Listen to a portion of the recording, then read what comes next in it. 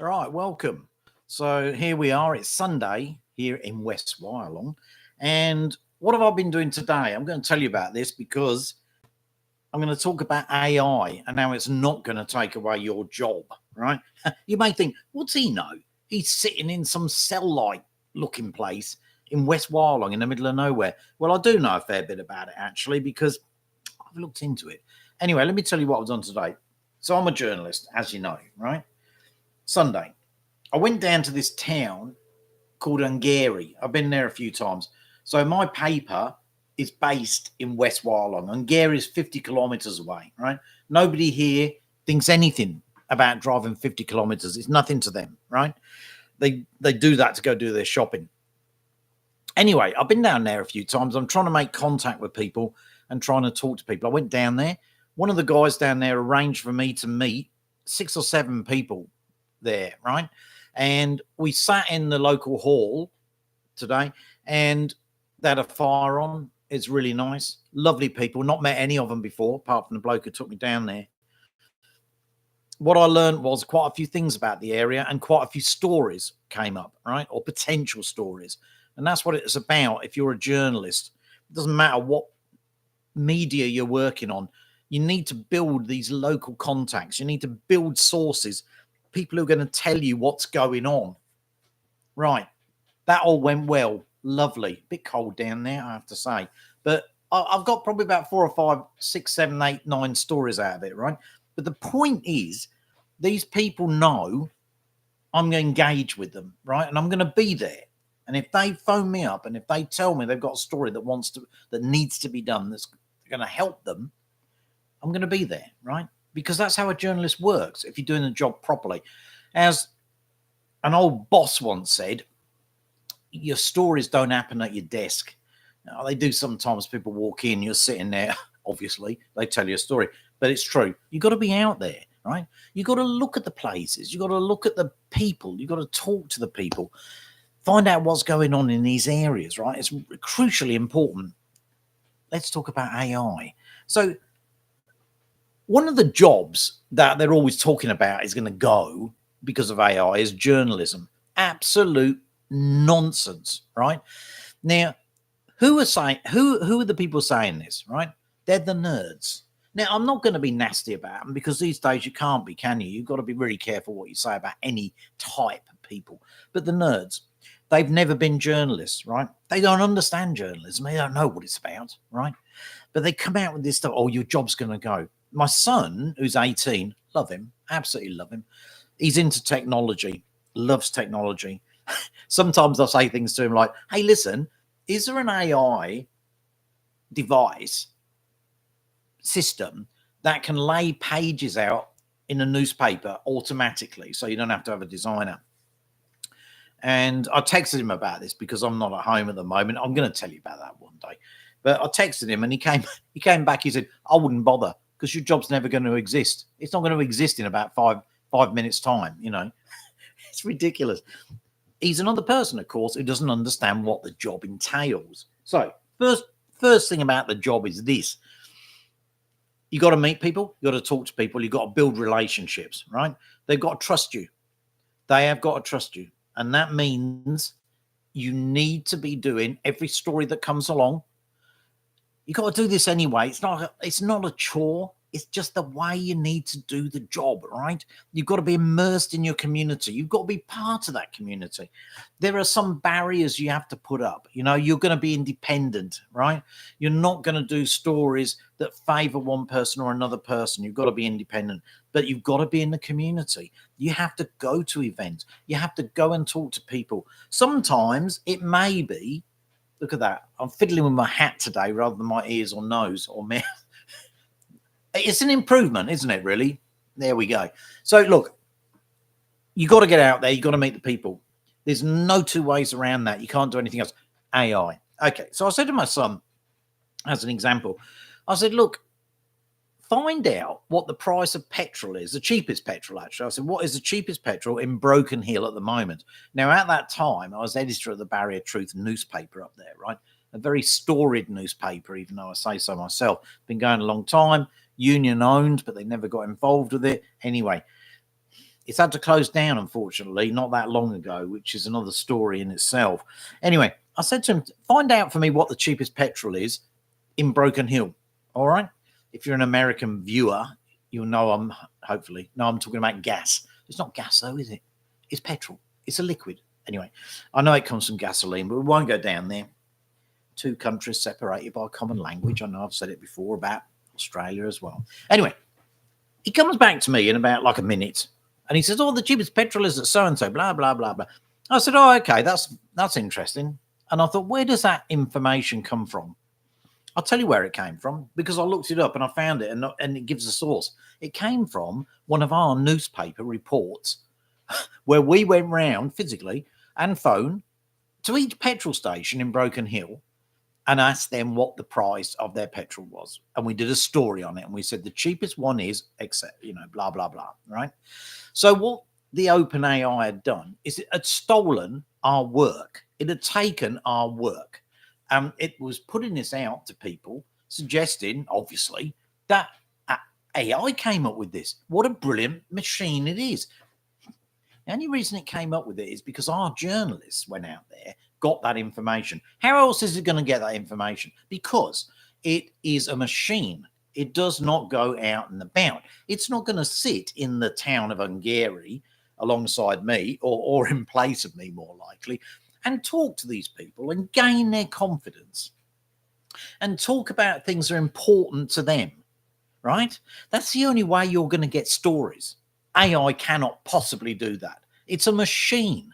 It's a machine. Maybe 200 years in the future, the machine will be a robot and it will go out there and it will talk to these people and maybe they'll talk to it, who knows? But there's no way that's happening anytime soon. So a lot of people who are worried about this shouldn't be worried about it. However, there are a few things you've got to be careful about. I said at the beginning, it's not going to take over your job, but we'll take over some jobs. Okay, some boring jobs. I don't see why AI, I'm going to hesitate a bit again as I do. I was about to say, I don't see why AI couldn't take over doing your tax returns every year. But you know what? Every single year, I have to talk to the accountants about something or other. And I have to say, hey, listen, there's a thing here. So I've claimed for this or I've claimed for that. Now, can I do that? And then we talk about it and we discuss it and we decide whether it can be claimed for or not, right? Again, AI is no way it can do that. It's just going to be straight down the line, right? Now, I'll tell you a few other things about it.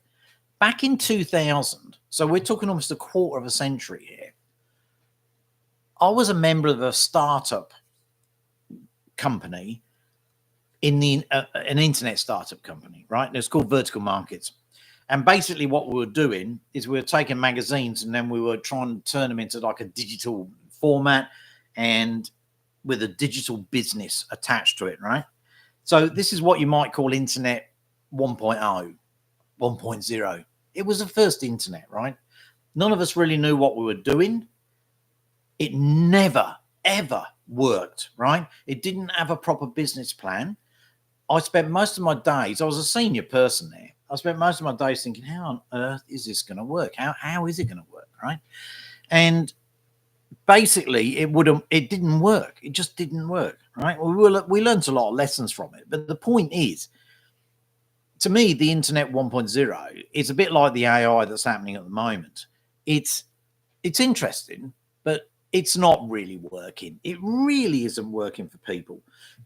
Simple thing. And this is AI, isn't it? Siri on the Apple iPhone. You'll need to unlock your iPhone first. Look at that. Look at that. I just said that and then she's talking to me, right? Now, that's fine, because what I did was, if I go out of the house here or the unit or the cell block, whatever you want to call it, because I want to get something out of the car, there are no lights outside, right? So I have to put the torch on. So I say, Siri, torch. And she puts it on, right? I've got to put the passcode in. I turn torch on. All right, she's turned the torch on. It's brilliant, right? Look at me. I'm calling her she because she's got a female voice, right? And the other thing that happened was, it's lazy, isn't it? Because I could turn it on manually, but I'm just lazy. I'm asking Siri to turn it on, right? Now, what I realized the other night was, because I'm a polite person, right? I like to think of myself as a bit of a gentlemanly, polite person. I went out, lights on, come back. I said, Siri, turn torch off. She goes, torch turned off. I said, excellent, thanks very much. She said, you're welcome. I said, that's no problem. And she said, one likes to have one's work appreciated. And I thought, whoa, hang on there, hang on there. You're beginning to form a relationship with this machine, right? And that's the problem.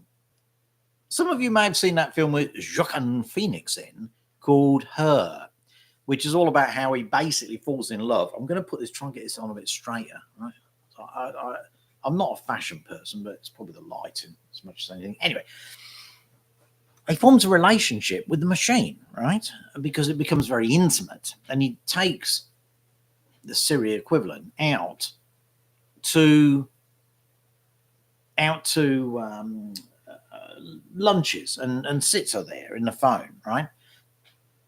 I reckon that's probably what is going to happen. A lot of people start depending on this and thinking they got a relationship with this voice that's in the machine. I mean, quite frankly, obviously, if you know, Scarlett Johansson was really voicing the Siri, then I probably would be more engaged in it. But anyway, that's another issue, isn't it? But anyway, my point is this at the end of the day.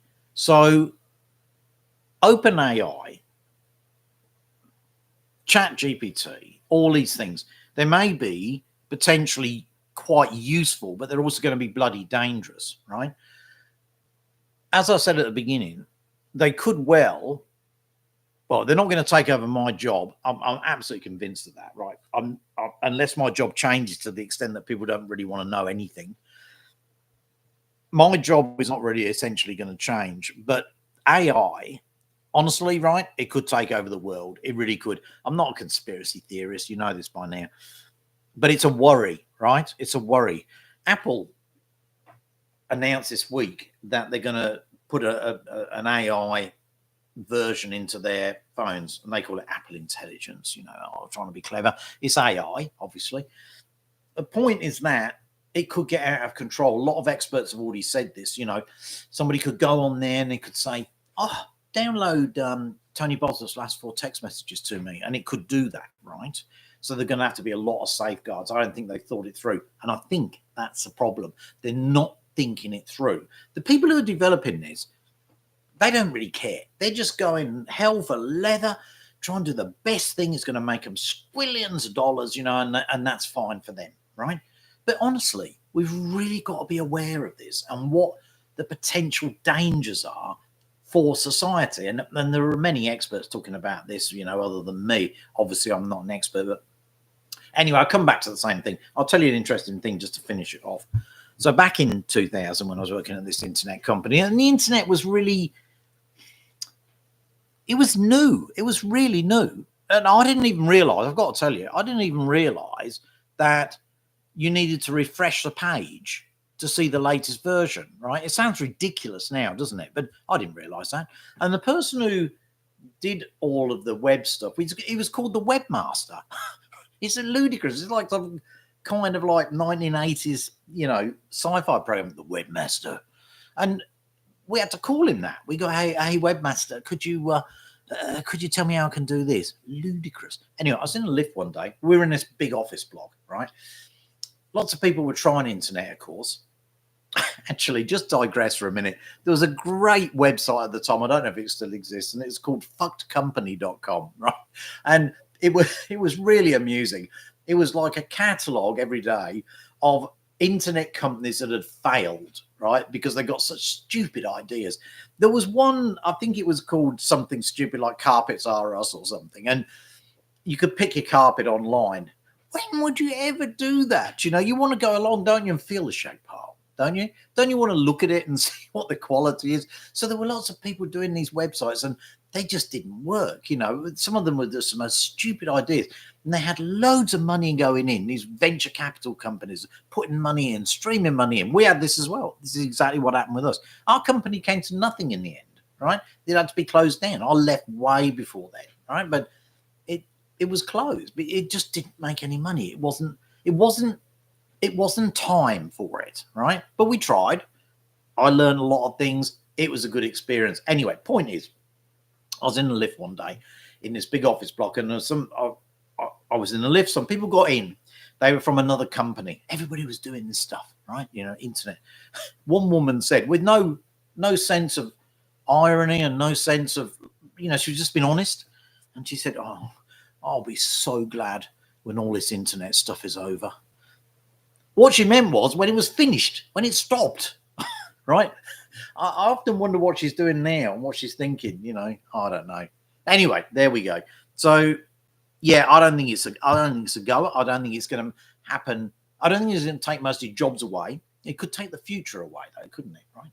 It's a worry, But certainly your job, I reckon, is pretty safe because, end of the day, most jobs are about people, and they're about having a relationship and forming a relationship based on trust, and you can only do that by talking to people and actually really getting their trust. Anyway, that's enough for me on this subject. I've got a few other things coming up. But look, if you're watching it, I don't think anybody is, but if you are, give it a like, would you? Just one, But I'm going to keep doing it anyway, as I keep saying. So I don't care. If you don't want to watch it, don't watch it. Anyway, thanks a lot. Have a good Sunday evening, Sunday morning if you're in the UK.